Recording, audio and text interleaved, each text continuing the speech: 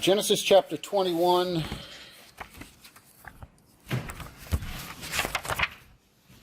Somebody recap where we've been just a little bit from last week. Anybody remember anything that we talked about last week? He sent Ishmael away. Right, yeah, there's the sending away of Ishmael. Ishmael is the oldest son out of Abraham's two sons, according to the flesh, right? He has two sons. And what was Ishmael probably raised to believe in the house of Abraham? He was going to be the number one, or have the... Yeah, I mean, culturally, he's the firstborn anyways.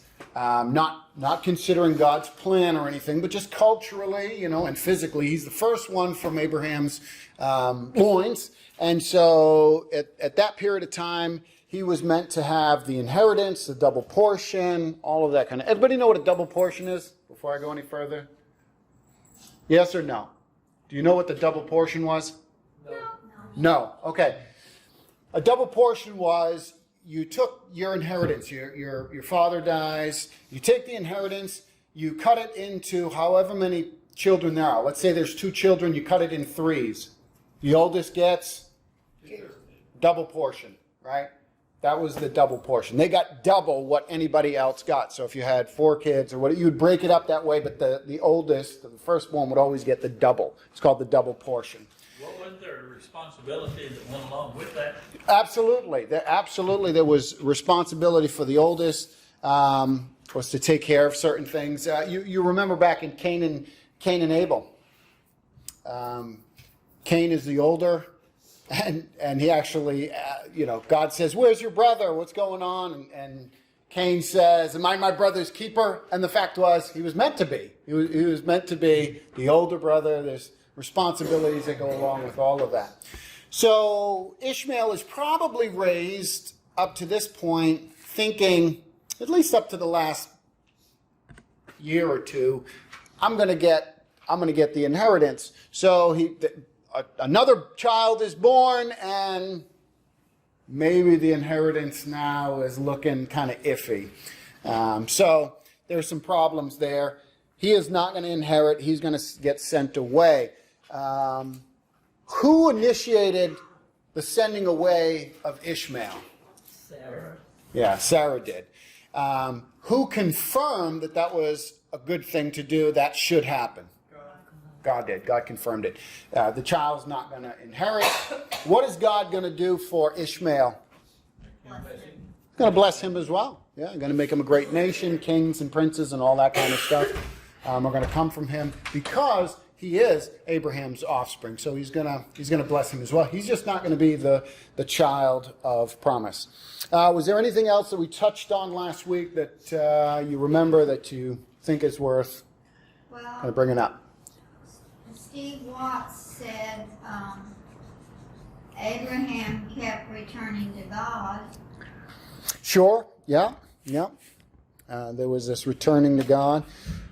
We talked a lot about the fact that the promise and the covenant with Abraham is, for the most part, unconditional. God is going to bless Abraham regardless of how he responds, because God's got a bigger plan in mind. He's got a bigger plan. He's got a seed promise that he's going to work, and it's going to come through Abraham. And that's kind of where we're going to pick up tonight. So in Genesis chapter 3:15, God first proclaims or preaches the gospel. It's the gospel in a nutshell. Genesis 3:15. God speaking to the serpent says, "I'm going to put enmity or ill will, hatred between you," speaking to Satan as a serpent, "between you and the woman." The woman is Eve, and he says between your offspring or seed. Some of your translations, mine says offspring. The word is seed there. I kind of wish they would just leave it as seed. Between your seed and her seed. And then it says, well, the seeds have to do with those who are going to follow after. So Satan is not literally going to have offspring, but he is going to have those who would follow in his footsteps, right? They're going to be people who are kind of doing what he would do in line with his plan. So those are going to be the seed or the offspring of the serpent, the offspring of Satan. And then, of course, the woman is going to have literal descendants. But there's going to be this animosity, this ill will, this hatred between the descendants, those who follow Satan and those who are really the godly line. And just so we kind of keep the theme going, we see that here, don't we? We see that with these two boys, don't we? We see this animosity between the seed of promise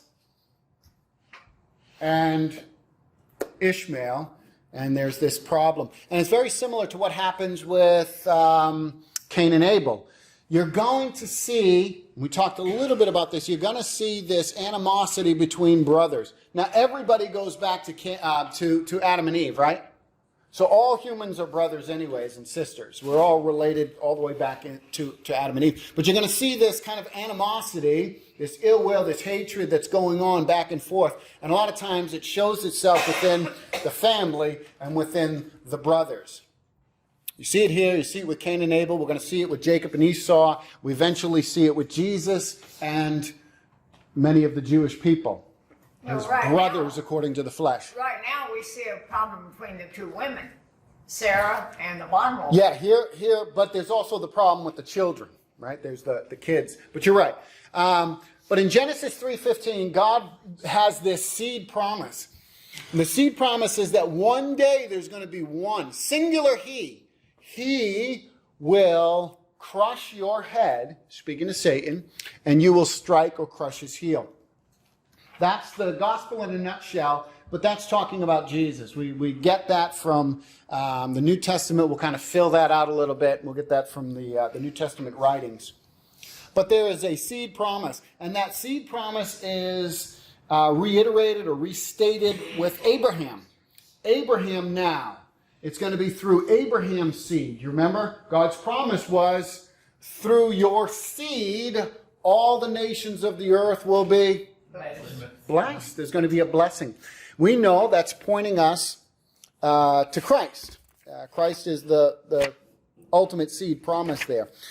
So it's now being passed on through Isaac, right? So it goes from Abraham and it's going to go through Isaac. Not through Ishmael, it's going to go through Isaac. And then again, it's going to lead us all the way down. So I want us to think for a moment about Isaac. So our study, our kind of special study, is going to be looking at Isaac. What does the name Isaac mean? Laughter. It means laughter. It means he laughs or laughter, something along those lines. So that's what the name Isaac means. And there is a kind of a prophetic and poetic aspect to his name and to the story that revolves around Isaac. And that's what I want us to think about for a few moments. Look at Genesis chapter 17. Can I get somebody who would like to read? Who would like to read? You want to read a little? Okay, Genesis chapter 17. Verses 15 and 17. 15 through 17.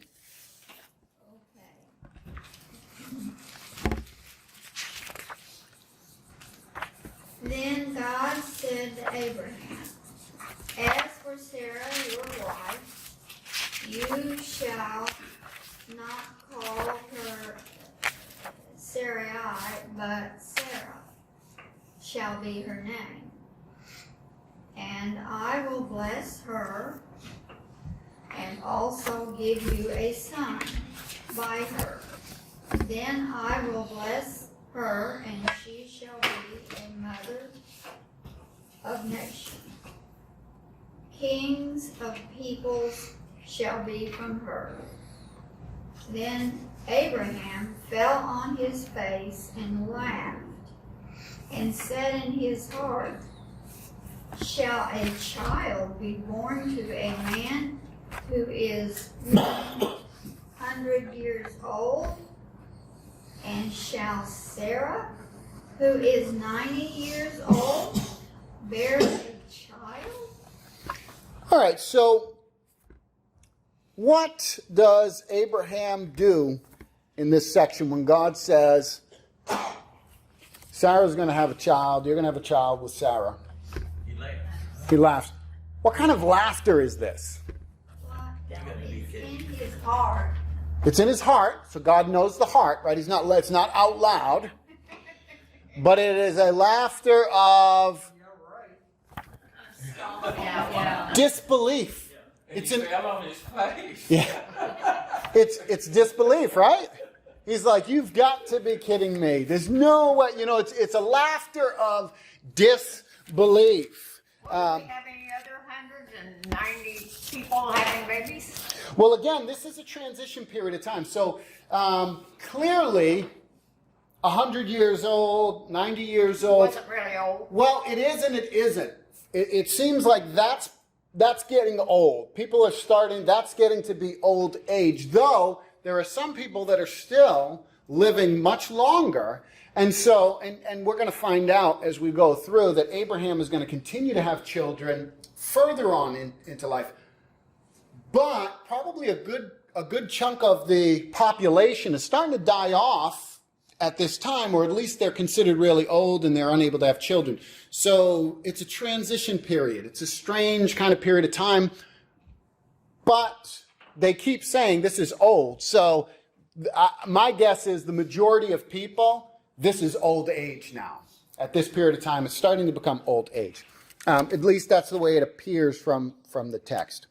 All right, so the laughter is, God says, you're going to have a child through Sarah. And there's laughter on Abraham's part, but it's laughter of disbelief. It's disbelief. He can't believe that would be the case. So what does God say in verses 19 and 21? In verses 19 and 21. Somebody read 19 and then 21. And God said, yes, but your wife Sarah will bear you a son, and you will call him Isaac. I will establish my covenant with him as an everlasting covenant for his descendants after him. Stop now, go to 21. Yeah, skip to 21, yeah. But my covenant I will establish with Isaac, whom Sarah will bear to you by this time next year. All right. So you're going to have Isaac, and Isaac means laughter. Are you starting to see a little bit of the poetry here? If we read the original language, if we could all read the original language, this would be a play on words. We have plays on words in English. Here is a play on words. Abraham laughed at God. God says, you're going to have laughter. You're going to have laughter. Yeah. So there's a play here. So you're going to have Isaac. Let's read Genesis 18, 10 through 15. Somebody else. Who would like to read Genesis chapter 18, 10 through 15? He said, I will certainly return unto thee according to the time of life. And lo, Sarah thy wife shall have a son. And Sarah heard it in the tent door which she was behind him. And Abraham and Sarah were old and well stricken in age, and it ceased to be with Sarah after the manner of women. Therefore Sarah laughed within herself, saying, after I am waxed old, shall I have pleasure, my Lord being old also? And the Lord said unto Abraham, wherefore did Sarah laugh, saying, shall I surely bear a child which I am old? Is anything too hard for the Lord? At the time appointed I will return unto thee according to the time of life, and Sarah shall have a son. Then Sarah denied, saying, I laughed not, for she was afraid. And they said, nay, but you did laugh. All right. 15. Yeah, 15. God bless you. You really are not feeling well, huh? You sound like Layla. All right, so what does Sarah do here? She laughed. She laughed also. She laughs, and she lies. Yeah, she's scared, right? She's scared, being confronted by God. But she laughs, and her laughter is a laughter of what kind of laughter? Initially, it's disbelief. It's a laughter of disbelief, very similar to Abraham, right? She disbelieves, and then we see that God confronts Sarah. She denies it. She lies. She's afraid, but she denies it. She laughed, and God says, "No, you did laugh." Again, we're getting this repetition of this word, this concept. There's this poetic nature to what's going on here. So far, we've seen a couple times where there's been laughter, and it's been laughter of disbelief. And God says, you're going to have laughter. I'm going to give you laughter. I'm going to give you Isaac. All right, let's look at 21. Genesis 21.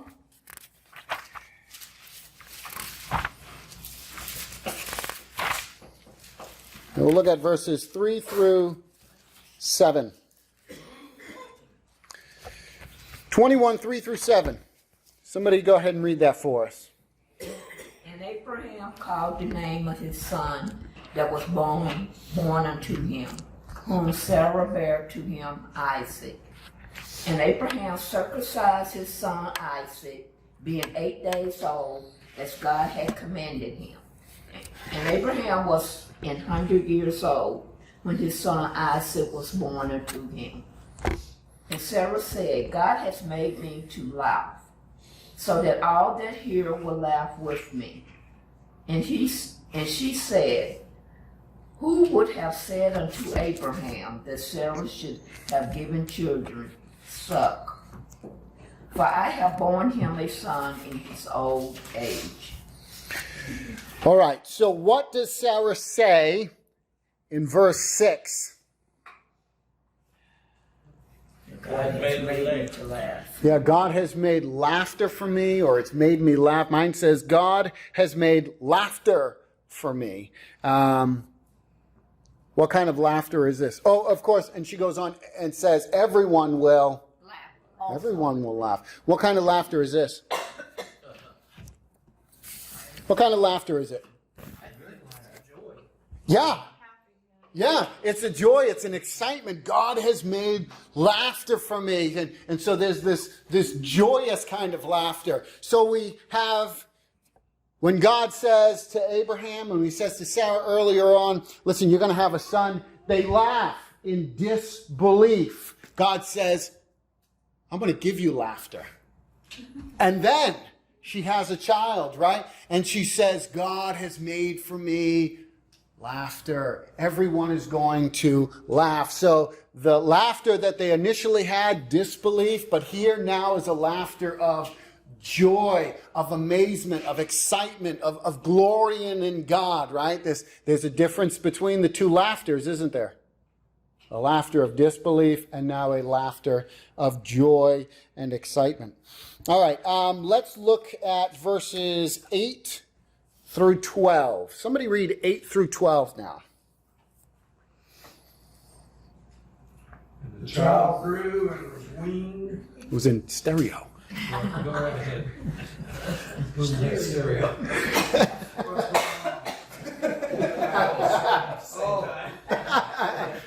You got it. Yeah. The child grew and was weaned, and on the day Isaac was weaned, Abraham held a great feast. But Sarah saw that the son whom Hagar the Egyptian had borne to Abraham was mocking. And she said to Abraham, get rid of that slave woman and her son, for that woman's son will never share in the inheritance of my son Isaac. The matter distressed Abraham greatly because it concerned his son. But God said to him, do not be so distressed about the boy and your slave woman. Listen to whatever Sarah tells you, because it is through Isaac that your offspring will be reckoned. Okay.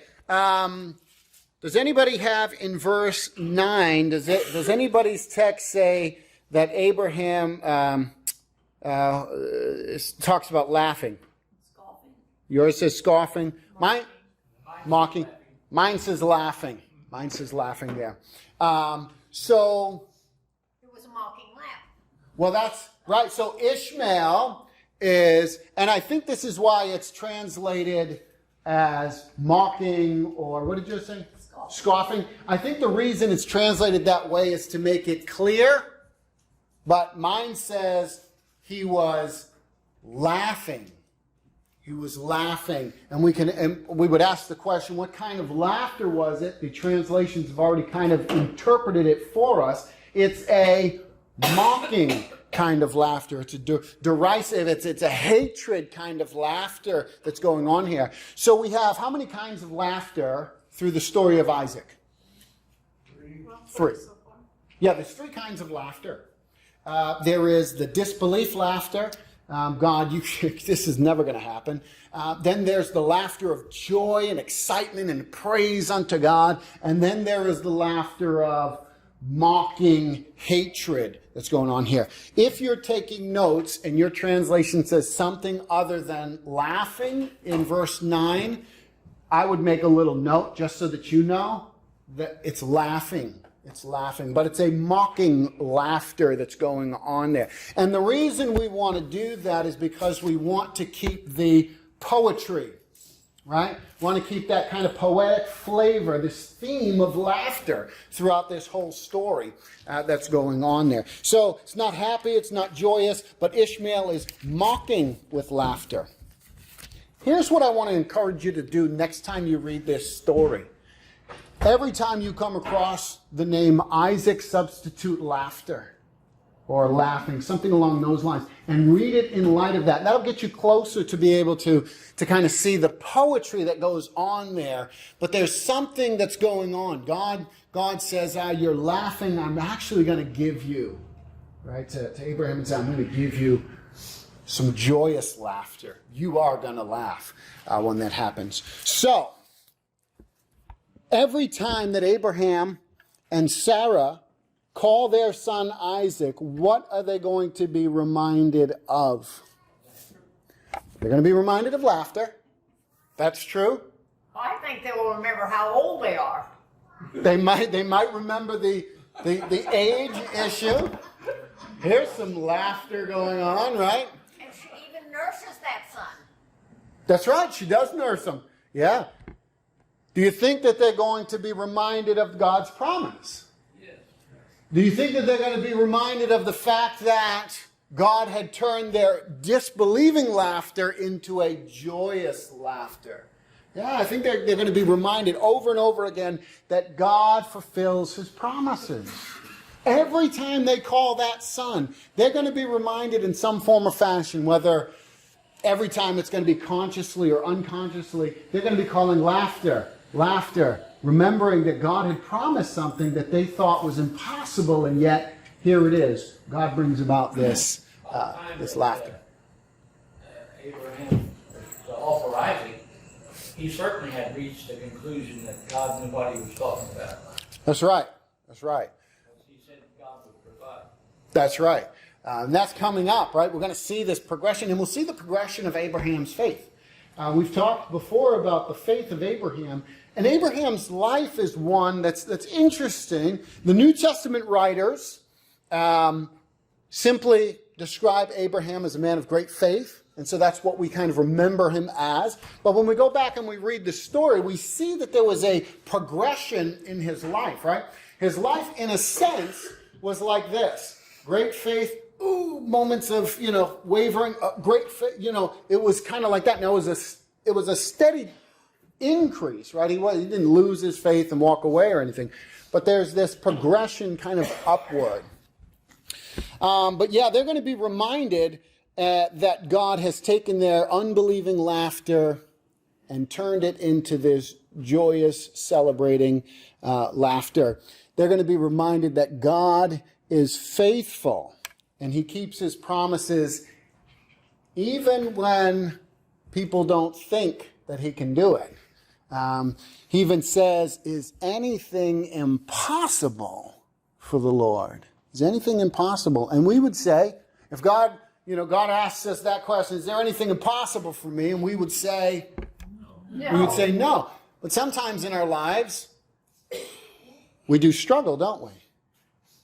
To believe, or even if it's not consciously, saying, I don't know if God can rescue me from this or bring me through this or something like that. There can be times when we act as if God is hindered in some way, like he might not be able, I really messed things up, or life is really out of order, maybe this is even too much for God. Again, we might not say it or consciously think it, but sometimes we can act that way in our lives. Well, in your Sunday lesson about prayer, a lot of people expect God to answer immediately. I Right. always say, I expect him to answer yesterday. Yeah. And of course, he always obliges you, right? Oh, yes. Yeah. He's at our beck and call, right? He's, And maybe not at all. Yeah, right. Yeah. Maybe not at all. Or in his timing. Again, you look at Abraham and Sarah. Not only are they wanting a child, but God had promised a child. And it had been how many years? 25 years. 25 years. That's a long time. My oldest son is 25. That's a long time. That's a long time to get that child. So, yeah, Marcus is 25. Yeah. You haven't met him yet.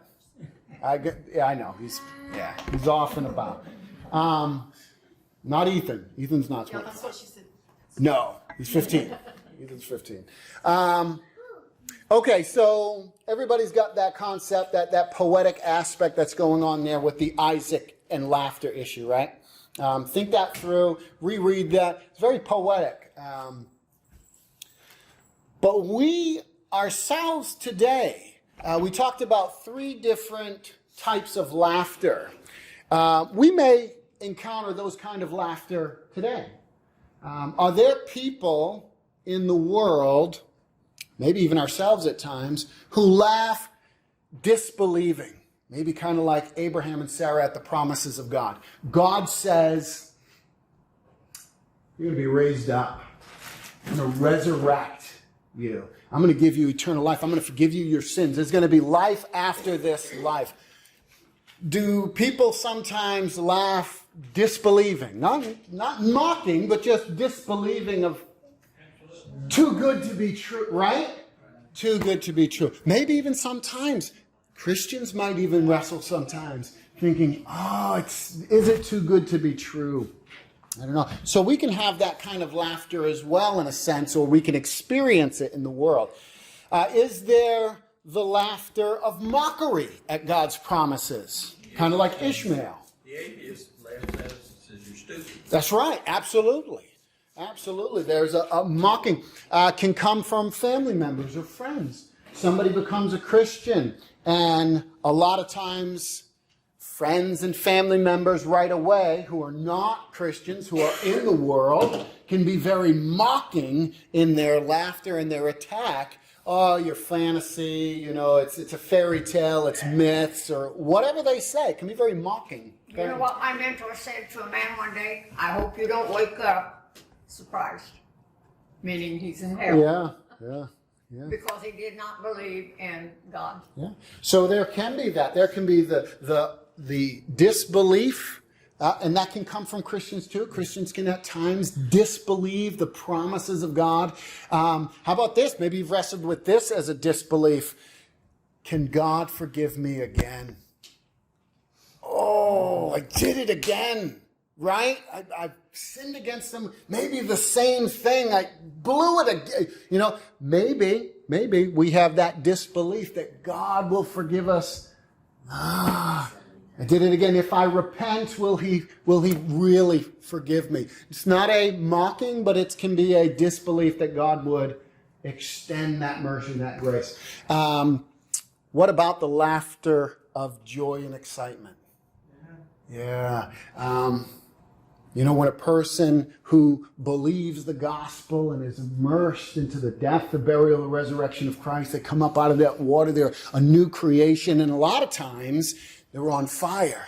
And they have that real excitement and that laughter, that joy of God has made me new. He's changed me to something different. Or as they go through the scriptures, as we go through the scriptures and we recognize the promises of God, we can have those moments where in our lives we say, wow, I know I've read this before. I know that, God is going to change things and right all the wrongs, but we get those moments where we read it and it hits us kind of afresh and we think, glory to God, that's so good, that's wonderful news. So we can have those kinds of moments of great joy and kind of that laughter, excitement, Well, I and say amazement. I have been blessed.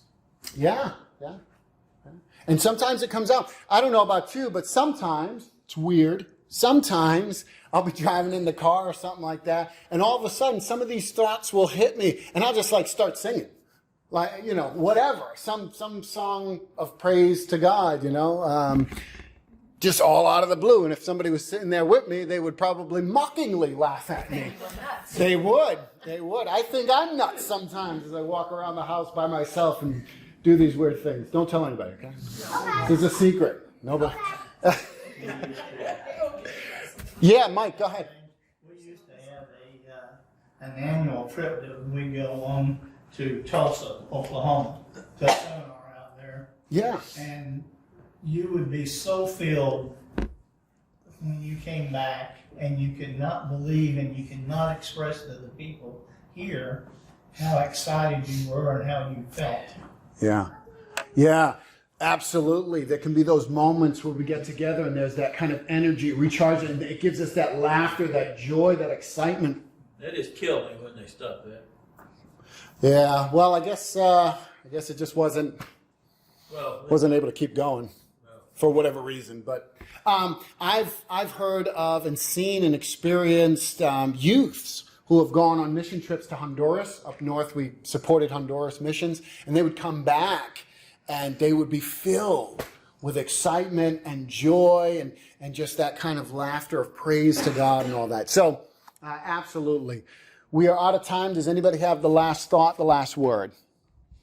If not, contemplate those truths, that poetic aspect, contemplate those three types of laughter.